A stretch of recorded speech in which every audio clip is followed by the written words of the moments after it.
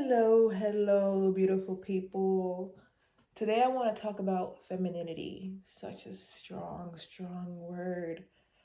I'm still figuring out what that means, but I figured I could share what I've learned and what it means to me because everybody's interpretation will be different.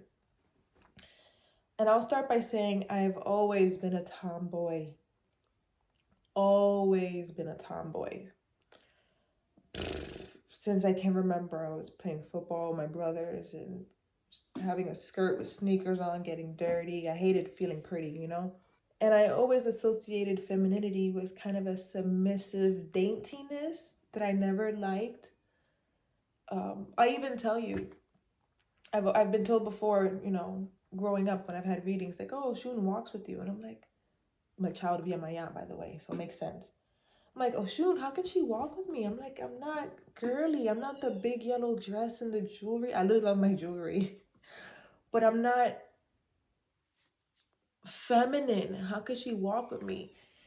Until I learned about her path of the vulture. And I'm like, that's the Shun I connect with. That's the Shun I resonate with. Well, everybody wanted to be the sensual Shun. I want to be the one that flew into the sky. You know what I mean? The hero.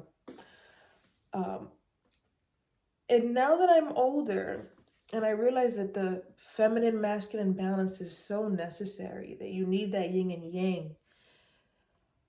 I've learned that it doesn't mean being submissive. It doesn't mean being natty.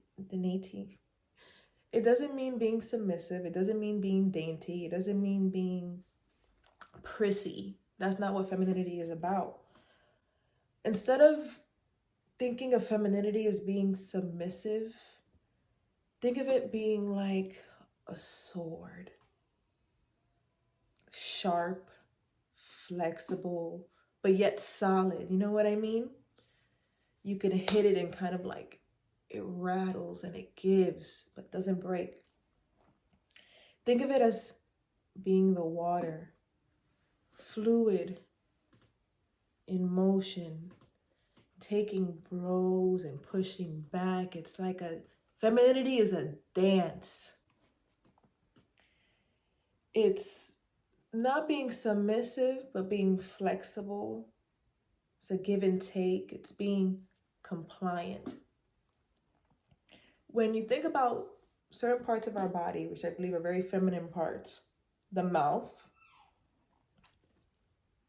it's, without being sexual here, the mouth is moist. When it gets hurt, it takes a long time to heal because of the moisture. You know what I mean? Feel your cheeks. When we think about the womb, it's tight. And then it expands. Even the vagina expands during sex. During birth, the womb expands. It makes room for a beautiful baby and it gives birth to something. Our mouth gives birth. That's why we have to be careful with what we say, right? And I've even I've read, and y'all double check it, okay? Don't take everything that somebody says on YouTube for word. But I believe it's the same tissues that are in the mouth that are in the vagina. I think that's very, very deep, being that they're both organs, or you know what I'm saying, body parts where things can manifest and be born.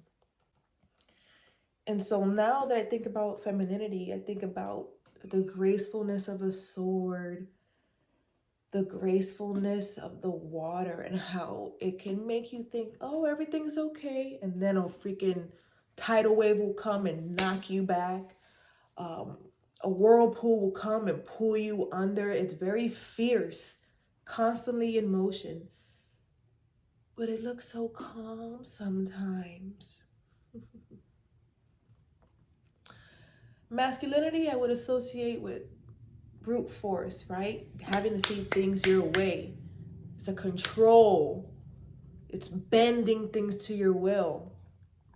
Femininity is more of the flexibility of understanding that things come and go. It's my time, it's not my time, but all things will return if I want it. And all things I can push away if I so be it. if I want it. You know what I mean? And we have to have that balance, because do you want to be in control or be in charge? I am a control freak. I like the dishes to be done a certain way. I like the cups to be put a certain way, and the big plate should go on the bottom and the cup should go on the top. And why didn't you stack this right? All the little plates go on this side. I am a control freak. As much as I want help sometimes, I feel like if they're not going to do it like me, I might as well do it myself. And then I thought about it, that saying, do you want to be in control or be in charge? And I want to be in charge of my life, not in control. Think of it like a car. When you're driving the car, you are in control, right? But let's say, for example, it's a taxi. Nobody takes taxis anymore. God, I'm old. Do you want to be the one driving the taxi, or you want to be the one telling the taxi where to go?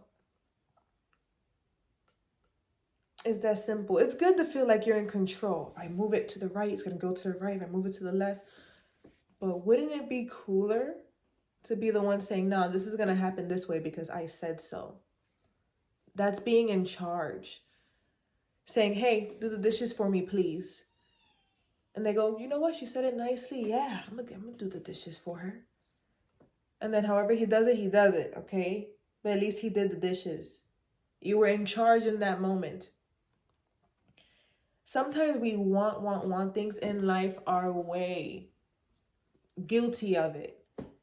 And there could be a greater plan that we're sabotaging because we're wanting it our way. It's that need of control that we have to let go and be more flexible with the way things happen.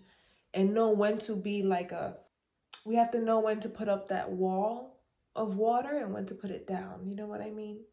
I think of it like a wave.